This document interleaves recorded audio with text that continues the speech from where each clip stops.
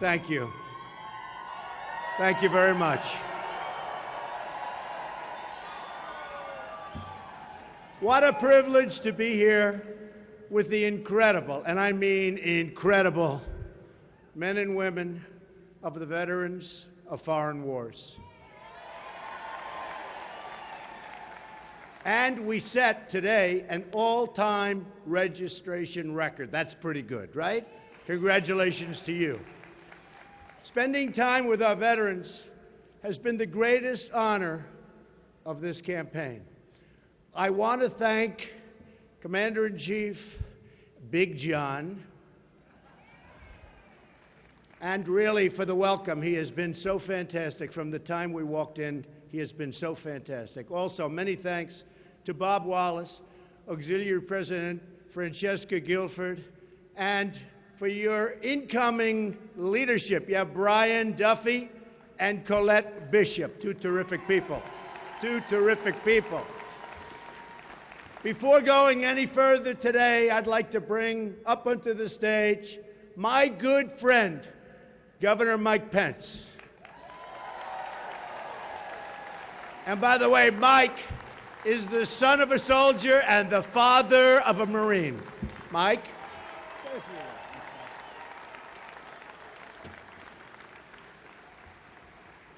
Thank you, Mr. Trump.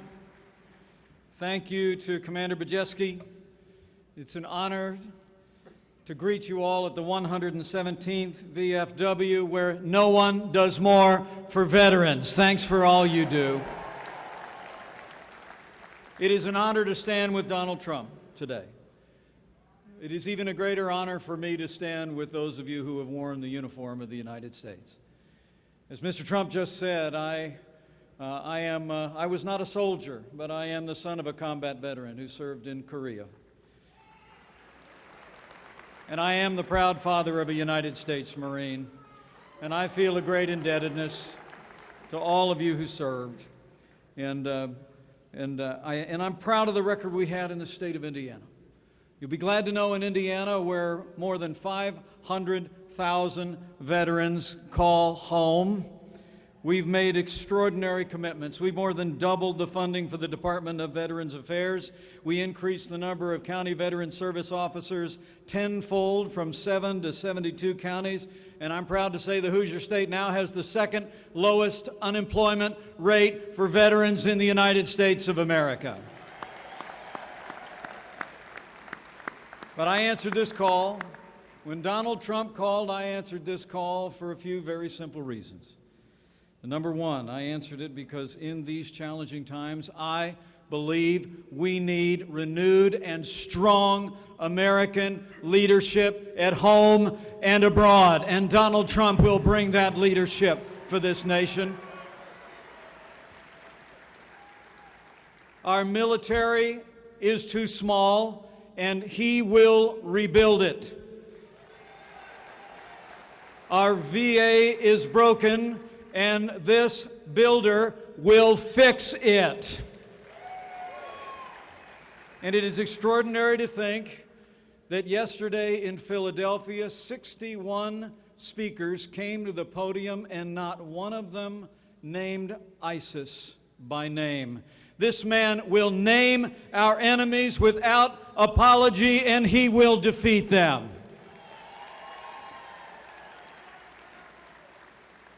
So I say thank you to the VFW. I say thank you. I say thank you to my new boss, a man who has given me the privilege to run and serve as Vice President of the United States of America.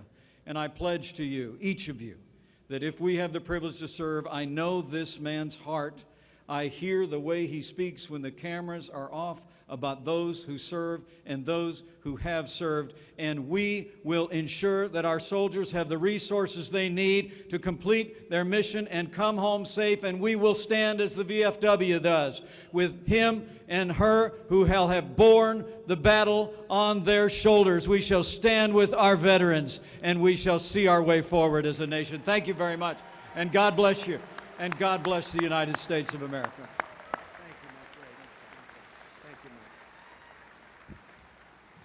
Thank you, Mike. And thanks again to everyone for inviting me to address you today. The veterans, I love you too. The veterans of foreign wars represent the very, very best of America. When I'm president, I pledge to work closely with your organization and your members to accomplish our shared goals.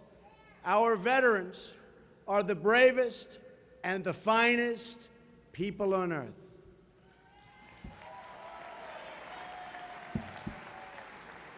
The members of your organization have fought for the American flag, and boy, have you fought, on distant battlefields all across the world. Your members have shed their blood and poured out their hearts for this nation like nobody else. Our debt to you is eternal.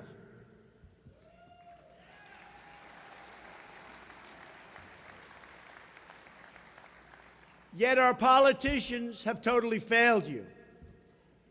Our most basic commitment to provide health and medical care to those who fought for us so bravely has been violated completely. The VA scandals that have occurred are widespread and totally inexcusable. As we know, many have died waiting for care that never came, a permanent stain on our government.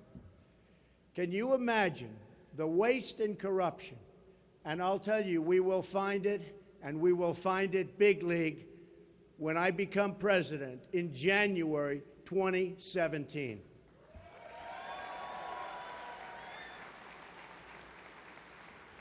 I've recently released a detailed 10-step veterans reform plan, and we've worked on the plan with the chairman of the Veterans Affairs Committee in the House and a really good guy who loves the vets, Jeff Miller. He is a good man. We're going to take care of our veterans like they've never been taken care of before.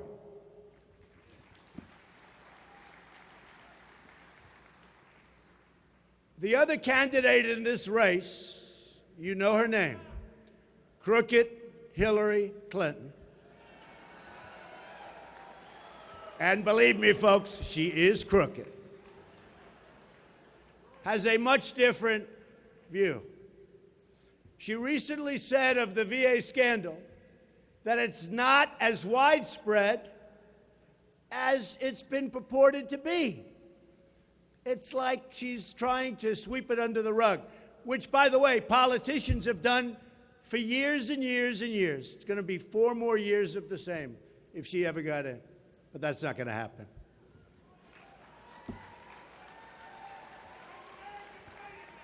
Make America great again. You're right. Thank you.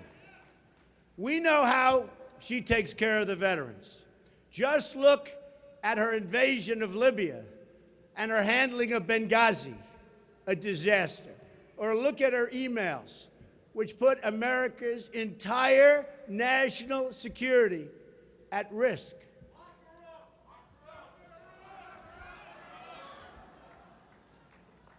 And to think she was here yesterday, I guess she didn't do very well.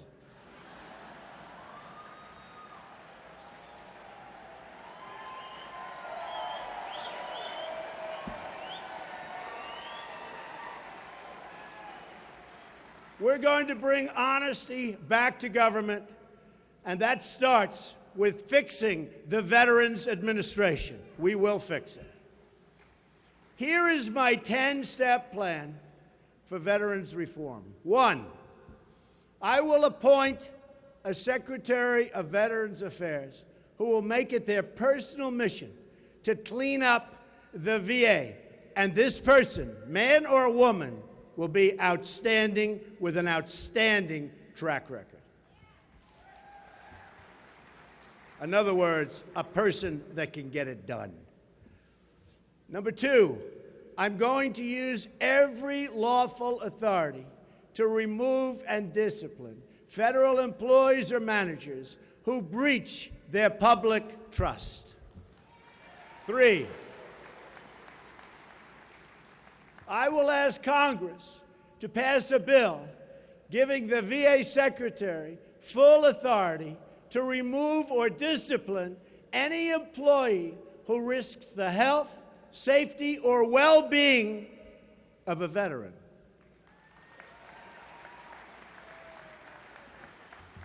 I will appoint a commission to investigate all of the wrongdoing at the VA, of which there is plenty, and then present those findings to Congress as the basis for reforming the entire system.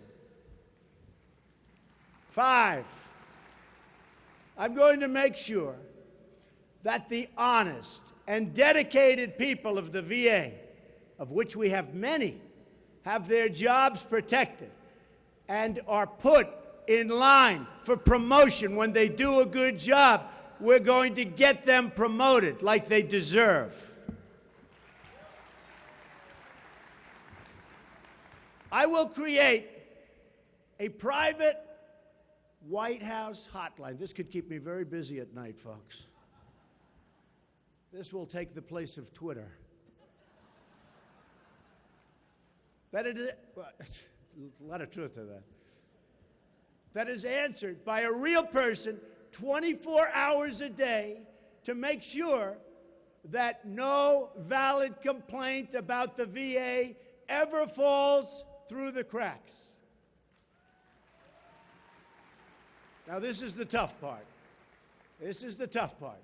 I will instruct my staff that if a valid complaint is not acted upon, then the issuer who brought it directly to me, and I want to have it, will bring it directly to me, and I will pick up the phone personally and get it completed and get it taken care of. That's a lot of work.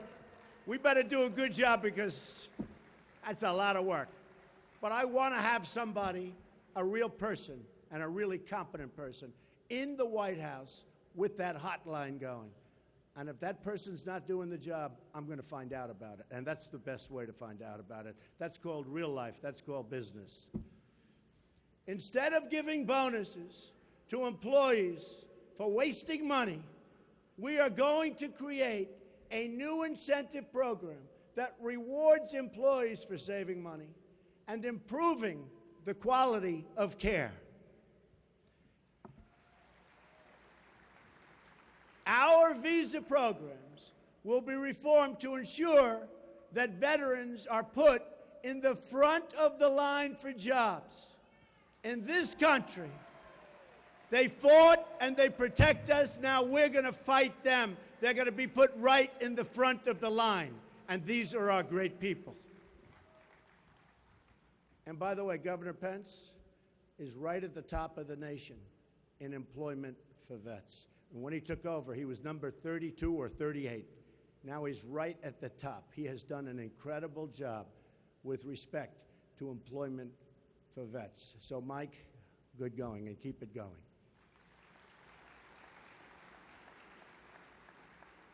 We're going to increase the number of mental health care professionals and increase mental health outreach to veterans outside of the system. So important.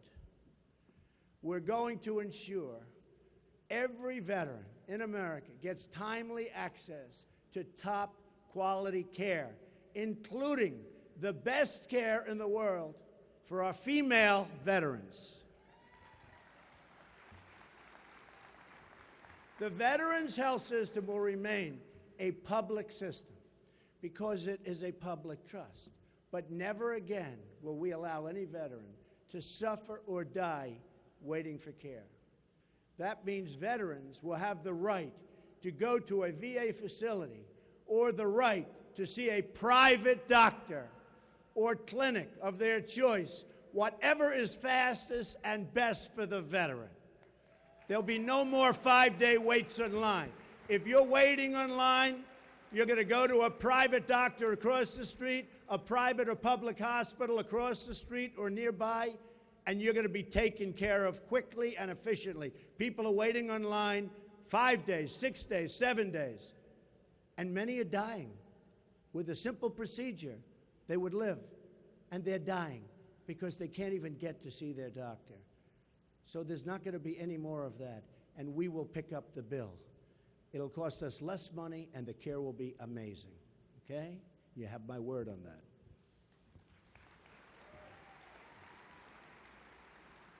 Come January 20th, if I'm elected president, you're going to notice a change in the VA and in the whole entire government system, which is a mess.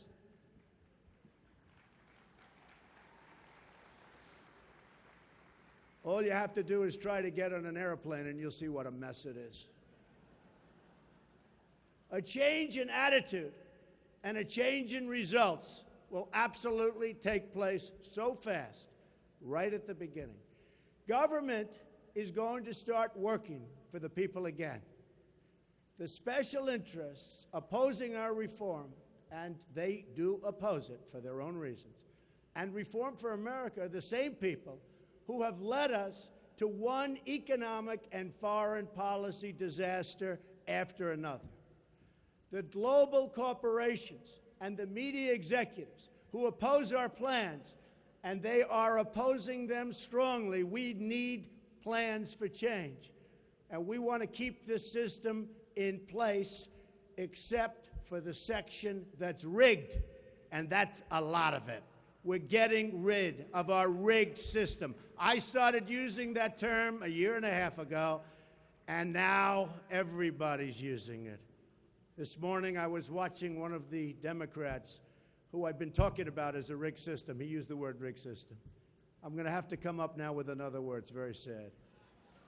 But the system is rigged, so badly rigged. And it's rigged against the veterans, too. That's why their message is that things can't change. Can't change. With these people, they can't change. These are the same special interests who have driven the economy into the ground and who have created one calamity after another overseas. Horrible, horrible thought process. These Washington interests are telling Americans to stay the course. They're telling us that we can't fix our trade deals, or we can't fix our VA, or we can't fix our broken tax system, or we can't fix immigration, because they're benefiting from the status quo. They benefit. They don't want it changed. We need change. They don't want it changed. My message is the opposite. Things have to change, and they have to change right now. Here is just some of the change we need. We need to change our tax, energy, and regulatory policies to produce millions of new jobs and trillions in new wealth and invest in our country and in our infrastructure, which is falling apart all over this country. Our roads, our tunnels, our bridges, our airports. Our infrastructure is that of a third world country. Not anymore. And I'm very good at building, remember that. And I build under time and under budget. Very important. You don't hear that from government very often.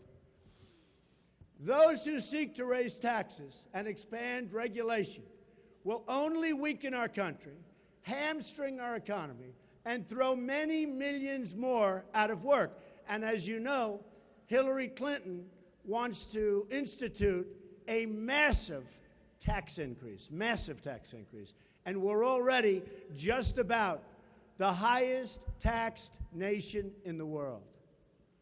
Our immigration system must also be fixed so it lifts people out of poverty instead of throwing them into poverty, which is what it's doing right now. Our terrible trade deals must be renegotiated completely. NAFTA is a disaster. To keep jobs and wealth in America. We're sending our jobs away. We're going to keep our jobs in America, and we're going to bring new jobs back.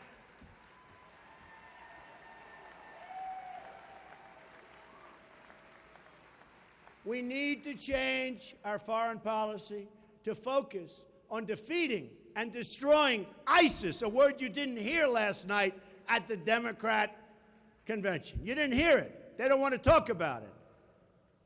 Because in a very true way, they really established ISIS because of weakness. The people in this room know better than anybody else or any other audience what I mean by weakness. But because of weakness, ISIS has been established.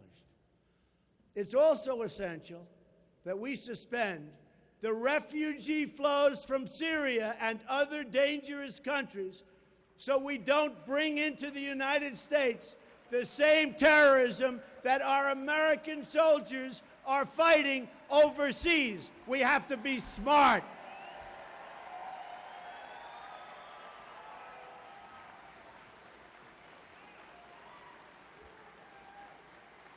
Thank you.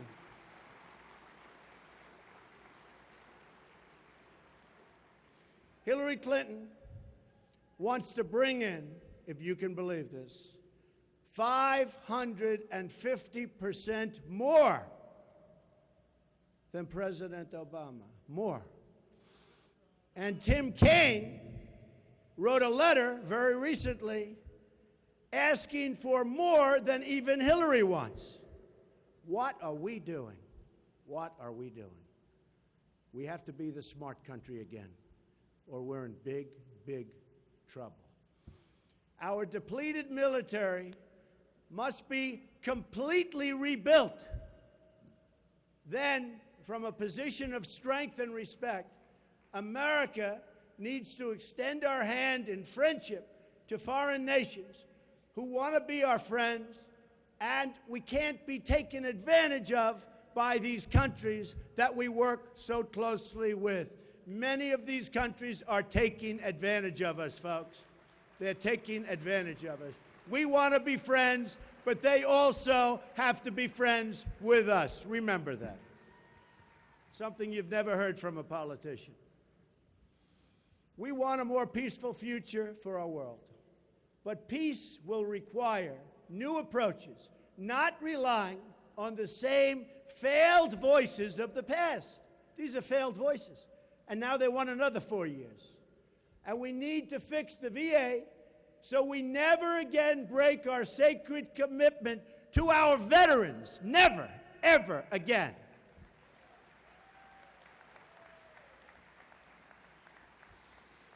We can do all of these things. We simply need to stop relying on the politicians who created these problems in the first place. They're not going to do anything. I call them all talk, no action. That's what they are. They're politicians. All talk, no action. We can't fix a rigged system by electing the people who rigged it in the first place.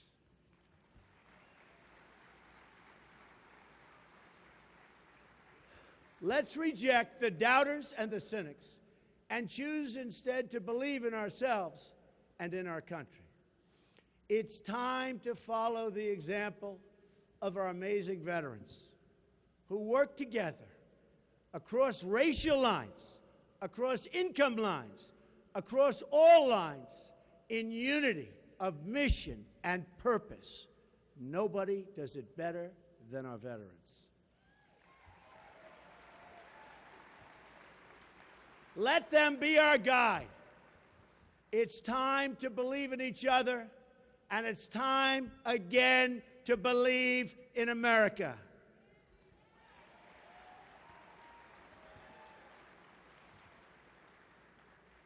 If we do this, we will truly, absolutely, 100% make America great again, greater than ever, ever, ever before. Thank you very much. God bless you. Thank you.